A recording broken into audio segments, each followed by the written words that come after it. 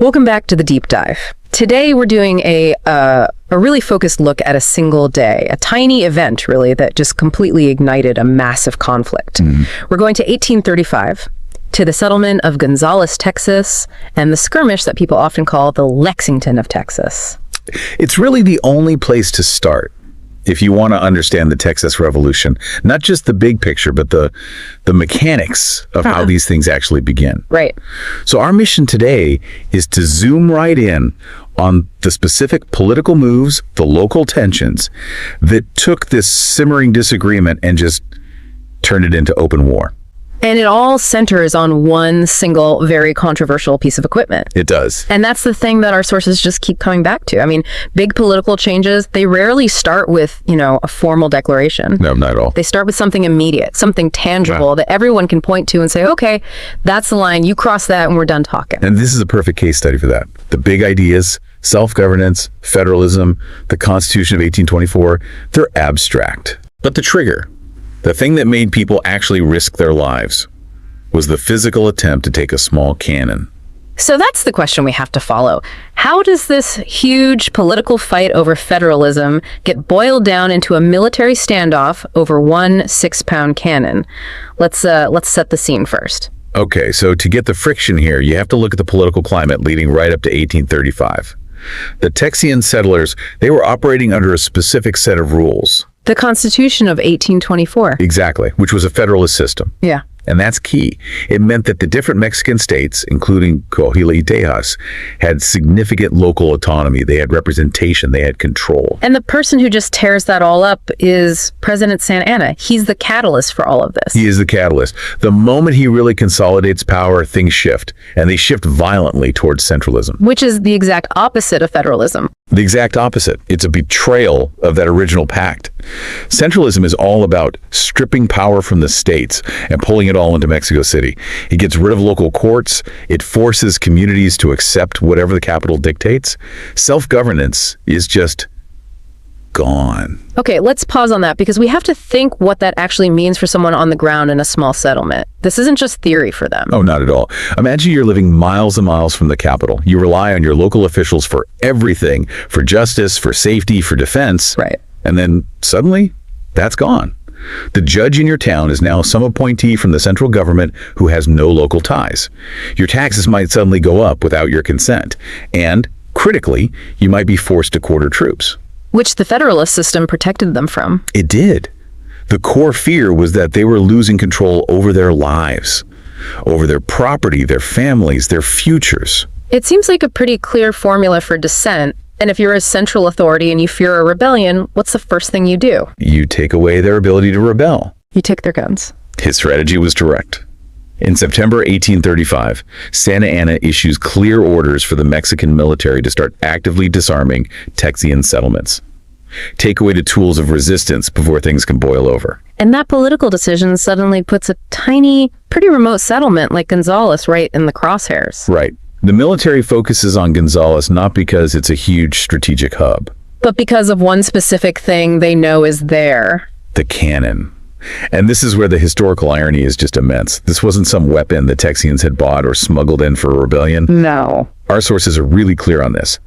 This little cannon, probably a brass 6-pounder, had actually been loaned to the settlers by the Mexican government itself years before. Loaned by the government they were now in conflict with. Why? I mean, this is the detail that just changes everything. For defense, but not against the Mexican army. No. It was for defense against the most immediate and brutal threat they faced. Comanche raids. In the 1830s, the Comanche were an incredibly powerful force.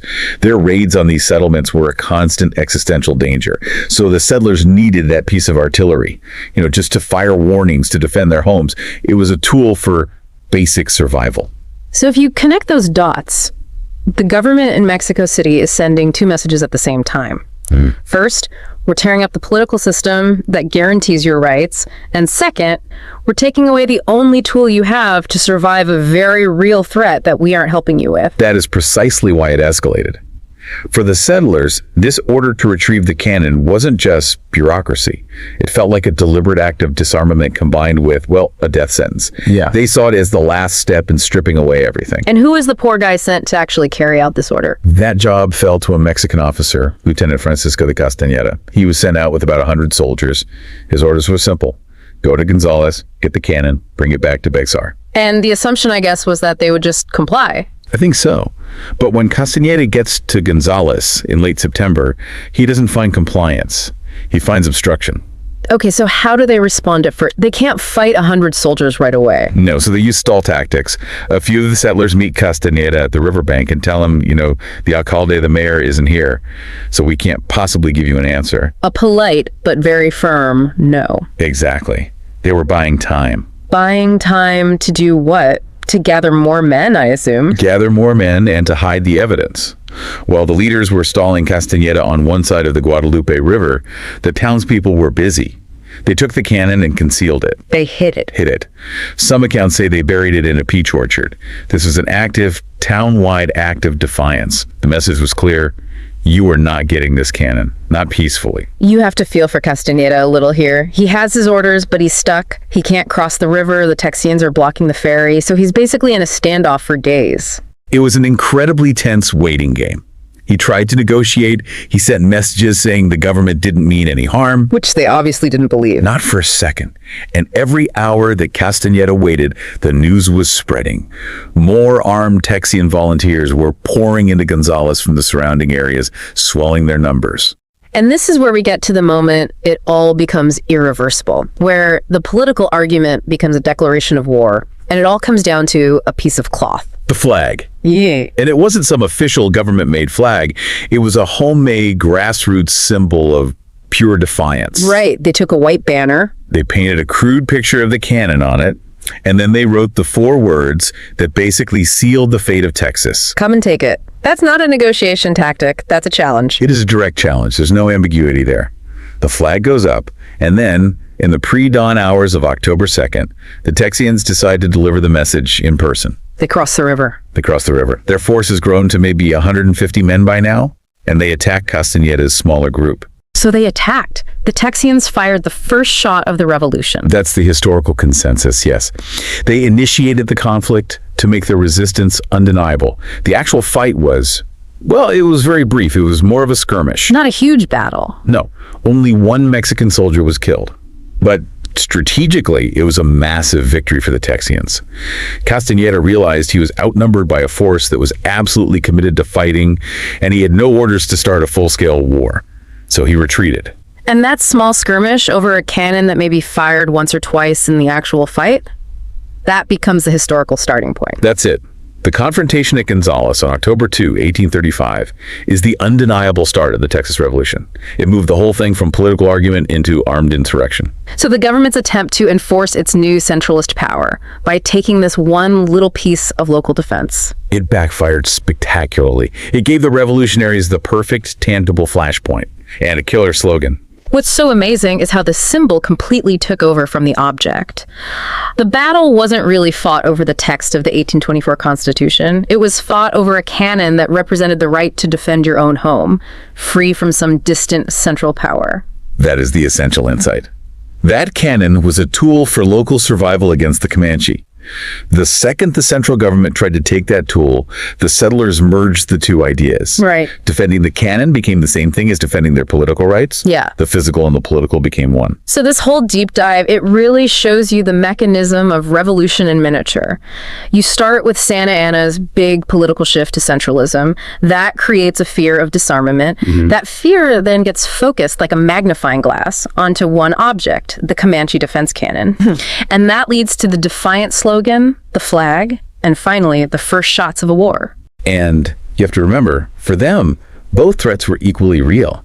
Centralism meant losing their rights, but surrendering the cannon could mean losing their lives to a raid the next week. The two dangers merged, and that's why they felt they had no choice but to fight. So we'll leave you with this final thought, building on what happened at Gonzales. The conflict there centered on a small bronze cannon, a tool for local self-defense. Yeah. So consider the modern version of that. What seemingly small, localized resource today, a water right, a piece of infrastructure, a local regulation, what might become the flashpoint for a much bigger conflict over self-governance? It's a powerful question. Yeah. Because history shows us time and again that these seemingly minor acts of defiance, these fights over essential local tools, they are very often the real catalysts for massive historical change. Welcome to the Deep Dive. Today, we're taking a fascinating shortcut right into a moment where a small act of resistance became this defining legend. We're talking about the come and take it motto, but not as a slogan you see today. We are going straight to the source. To the flag itself. Exactly. The specific flag woven from some really surprising materials that basically sparked the Texas Revolution in 1835. It's such a remarkable piece of history. Yeah. Because it shows you, it shows you exactly how these potent symbols are forged. Right. You have the political context, this intimate personal sacrifice, and then this echo of ancient warfare. It's all just mashed together into one banner. A very potent banner. Yeah. And for you listening, this deep dive is really about understanding why this flag wasn't just a challenge. It was, you could say, a masterclass in defiance. Absolutely. So we're going to focus on that one moment, the days leading up to the Battle of Gonzales. Often called the Lexington of Texas. That's the one. And our mission today is, well, it's threefold. First, we'll dissect the actual object that caused the flashpoint. Okay. Second, we'll uncover the incredible kind of domestic detail of the flag's creation. And then finally, we'll trace the lineage of those four defiant words. It's less a compressed history and more like a highly pressurized event. And to get the flag, we have to start with the political climate. Okay, so set the scene for us. It's 1835. The Mexican president, Antonio Lopez de Santa Anna, is consolidating power. He's shifting the government from a federalist structure to a centralist one. Which means more top-down control. A lot more control. And crucial to that control was, well, disarming any potential rebels. Okay, so let's get right to the immediate cause. The conflict that led to this flag, it really boils down to one very small but very politically charged piece of hardware. It does. It wasn't some huge siege weapon or whole arsenal. It was just a cannon? That's right. Yeah. And this is such a crucial detail for understanding the scale of this thing. We're talking about a Spanish-made bronze 6-pounder cannon. It was small. 6-pounder. Yeah. So not exactly a fortress buster. Not at all. It had been loaned to the Gonzales settlers about 4 years earlier, back in 1831, specifically to defend themselves against Apache and Comanche raids. So it was a tool for their protection. It represented self-reliance. Precisely. So when Santa Anna's military government decided they wanted to retrieve it, it wasn't just about collecting some minor piece of artillery. No, it was a symbol. It was about asserting that central authority and, taking away their ability to protect themselves. Exactly. General Decos ordered a lieutenant, Francisco de Castañeda, to go get the weapon. Castañeda shows up at the Guadalupe River, right across from Gonzales, with about 100 mounted troops. 100 men for one little cannon. Yep. And when he demands it, the settlers refuse. They famously said they wouldn't give it up until they saw the proper authority. Which, of course, was never going to happen. Never. The settlers were basically just playing a delaying game. Buying time. Buying time. They initially buried the cannon in a peach orchard to hide it. Then they sent back this incredible response, something like, "We can't give it up until we're told what for." I love that. All the while, they're gathering reinforcements and, get this, building a ferry to cross the river and meet Castañeda head on. That refusal, that act of defiance over a single 6-pounder, that was the opening shot of the revolution. Wow. That simple, just determined refusal, that really crystallized the whole issue, didn't it? It did. It wasn't a battle of armies, not yet. It was just a clear line drawn over who had the right to self-defense and local autonomy. The message was clear.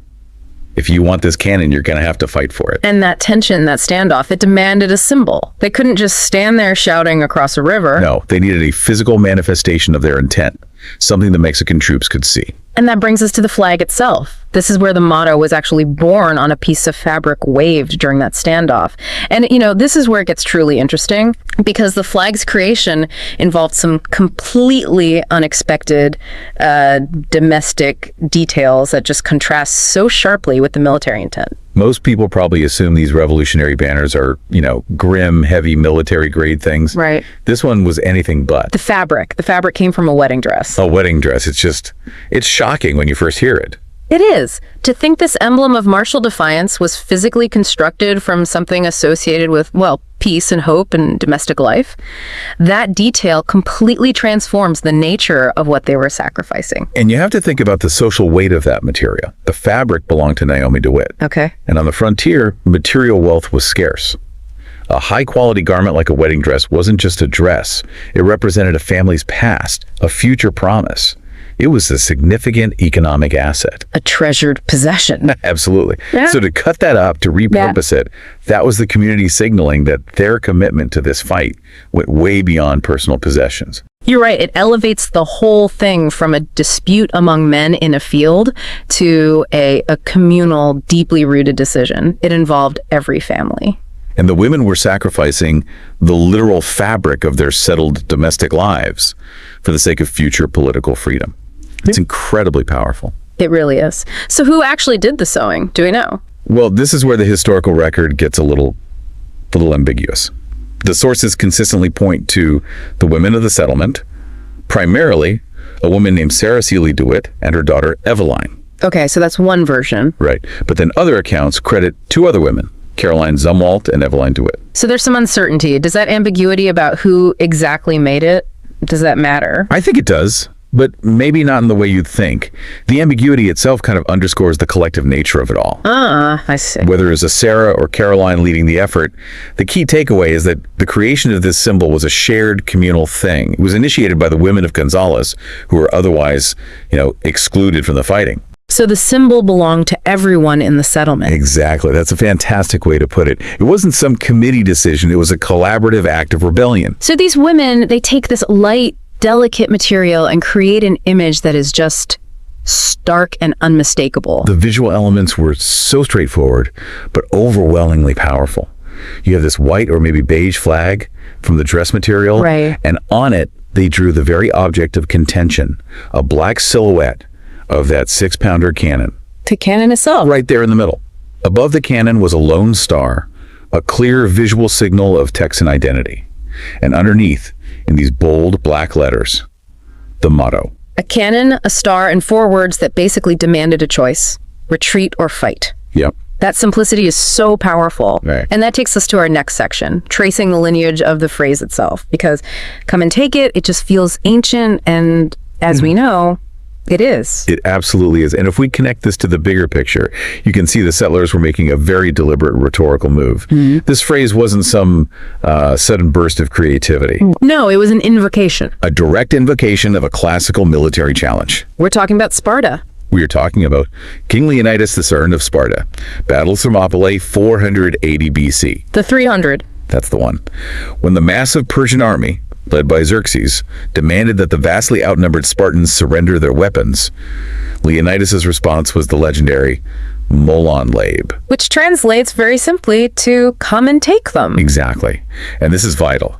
In the 1830s, especially for educated landowners and frontier leaders, a classical education was common. Right. They would have known these stories. They were steeped in Roman and Greek history. They saw themselves as inheritors of these Western democratic traditions. So by translating Leonidas' 2-word refusal into the 4-word English equivalent, they were making a direct link. Instantly. Yeah. They linked their small local standoff over a 6-pounder to one of the most heroic and timeless acts of resistance against tyranny in all of history. That's a huge psychological power move. Oh, it's massive. They're saying, we're not just some settlers. We are the 300 standing against the empire. It gave their resistance this profound moral authority far beyond what their little militia could muster on its own. It also immediately universalized the fight. It stopped being just a border dispute over a cannon. And became a chapter in the centuries-long struggle for freedom. Exactly. Yeah. A struggle for self-determination. And while Sparta is the root, the phrase had a much closer connection, didn't it? An American history connection that would have made it even more immediate for that generation. Absolutely. The phrase had been widely invoked during the American Revolution. Oh, okay. Variations of it were used by various militias, particularly when the British were trying to confiscate arms, like, right before the Battle of Lexington and Concord. So it was already part of the American revolutionary vocabulary. It was a well-established revolutionary template. It symbolized resistance to disarmament by a centralized authority. So the phrase wasn't just ancient, it was revolutionary American, and now It was Texan. It carried the accumulated weight of, 2,300 years of defiance? And that's where we synthesize the meaning. What gave this flag its enduring power was that fusion of elements. Right. You have the immediate catalyst, that Spanish cannon fused with the intimate personal sacrifice of the wedding dress fabric. And then overlaid with this profound historical weight from the classical past and the more recent American past. That flag became the ultimate, irreducible emblem of their commitment to fight.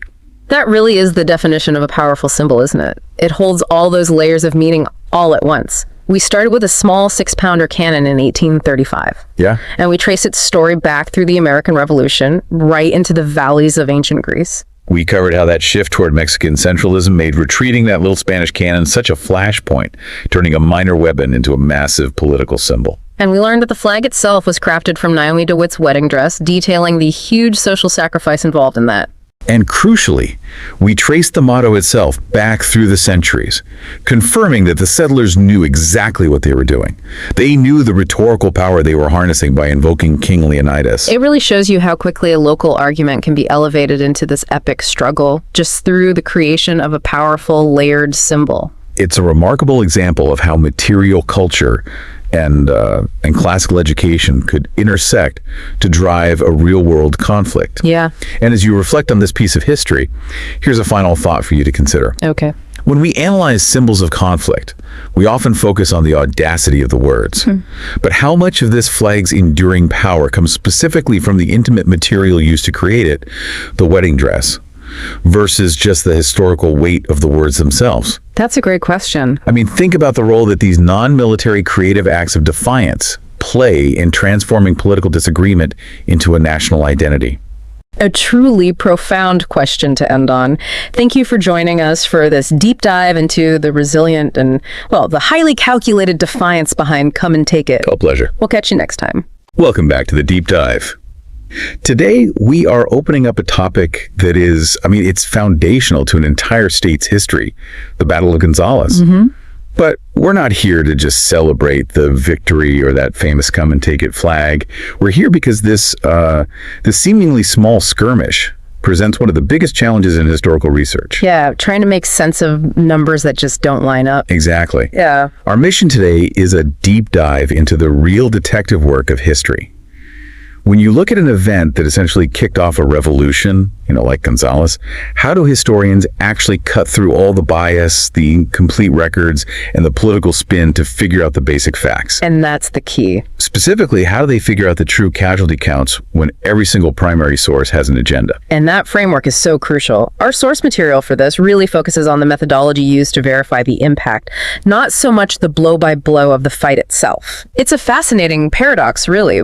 We're talking about deploying these complex, high-level reconciliation techniques to establish consensus on what was, in the end, a relatively small conflict. So why do it? Why put in all that work? Well, to the casual observer, you might ask, why dedicate so much academic rigor to just confirming a few facts?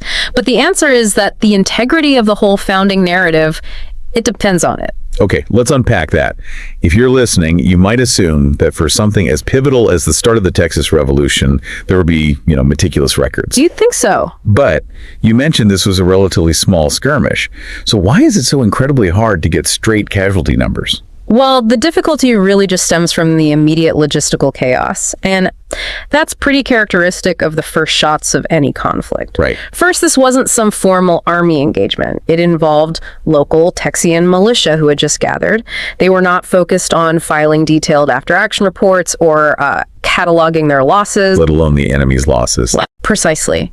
The sources tell us the fighting was quick. It was localized. And you have to remember, this is 1835 on the frontier. Detailed official casualty lists.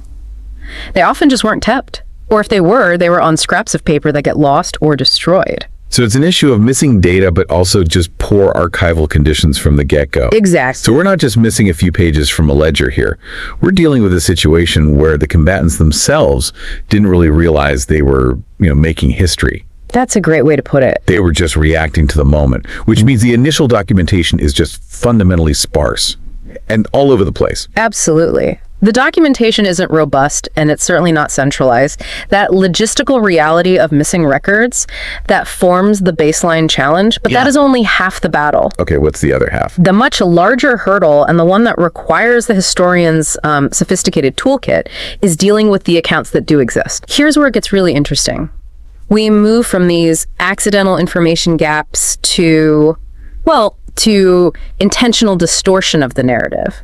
We call this the partisan perspective problem. And it dominates every primary account of Gonzales. Every single one. So the people who are writing the history weren't journalists. They were participants. Yeah. They were trying to influence the outcome. Precisely. Many of the contemporary reports came directly from individuals aligned with either the Texian cause or the Mexican government, and they had very clear, immediate political goals. Right. For the Texians, the goal was to show this overwhelming success, to galvanize local support and, prove their legitimacy to potential allies like the United States. Which means exaggerating the damage they did to the enemy and minimizing any suffering on their own side. It's all about building morale and momentum. Exactly. And conversely, the Mexican commanders, they had a motivation to downplay the entire event. To make it seem like nothing. Right. They needed to show this wasn't some massive organized revolt, but just a minor police action that was handled swiftly.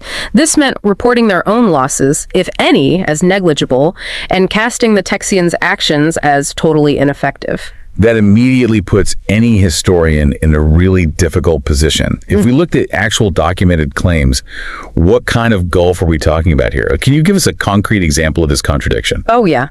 The classic example is the disparity in claimed Mexican casualties. Some of the, let's say, highly motivated Texian accounts claimed that as many as 40 Mexican soldiers were killed in the fighting. 40, wow. An incredible number, designed to signal a crushing victory. However, contemporary official Mexican military reports often claimed minimal casualties, sometimes just 1 or 2 wounded men, no fatalities. 40 versus essentially 0. That is not a discrepancy you can fix with simple math.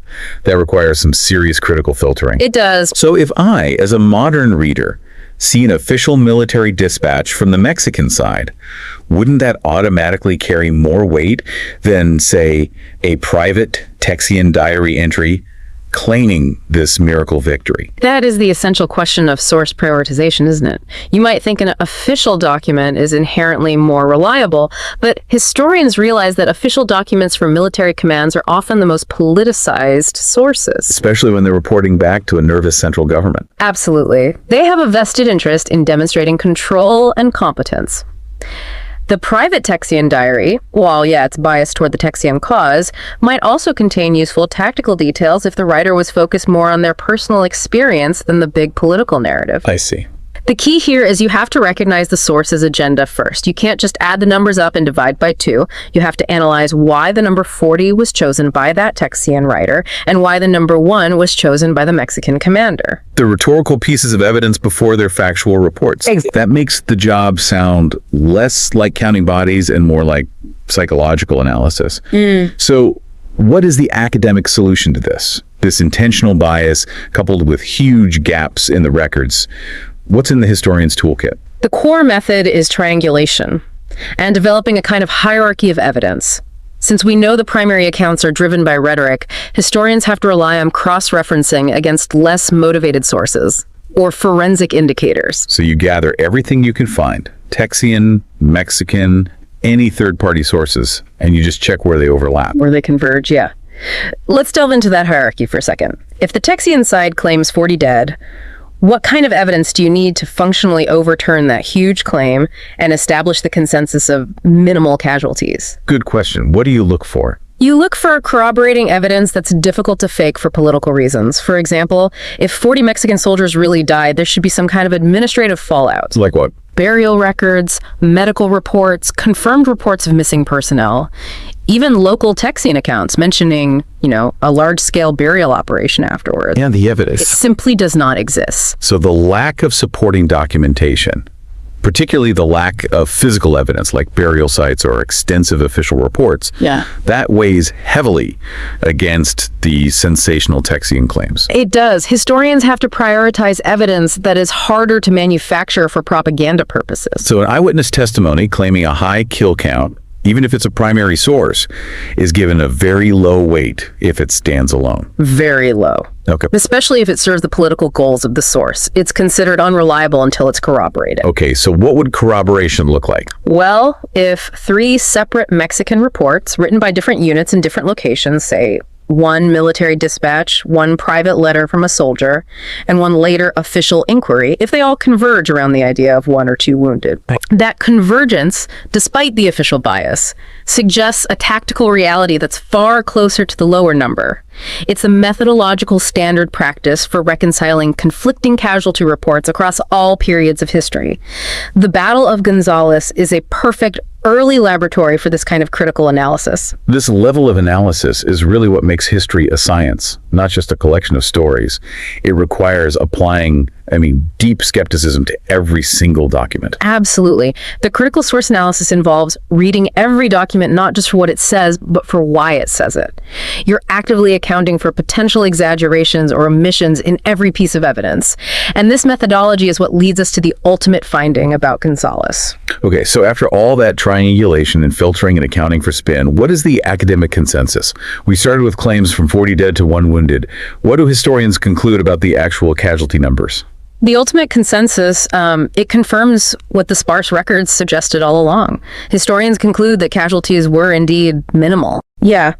While there's still some uncertainty around the exact numbers, maybe a single fatality or a handful of non-fatal injuries across both sides, the political and rhetorical claims of large-scale death were effectively, neutralized by the methodology. The tactical reality was, in fact, small. That's truly compelling, because it means that the immense historical significance of Gonzales has absolutely nothing to do with the body count. Exactly. Usually we measure the importance of a battle by its tactical outcome or its cost in human lives. And that is the crucial takeaway here.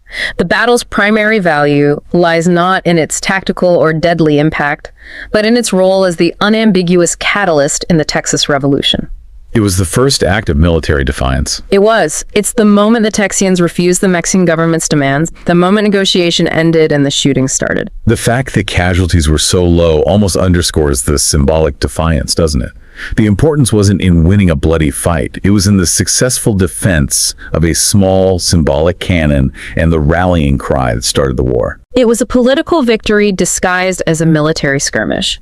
The consensus accepts the low casualty numbers, but the historical value remains incredibly high because it fundamentally changed the political landscape overnight. It gave the rebellion both a narrative and undeniable momentum. This has been a really thorough deep dive into understanding not just the history of a pivotal moment, but the rigorous, essential process of history itself. The core lesson here seems to be that understanding historical events means understanding the motivation behind the creation of the sources themselves. That's it. We've learned that the tactical reality was small, but the symbolic significance was enormous. And we know that because historians successfully filtered all that intentional bias. And this methodology has powerful modern relevance. This whole deep dive has been about understanding that simply having a volume of records isn't enough. We have to understand who wrote them and why they were created.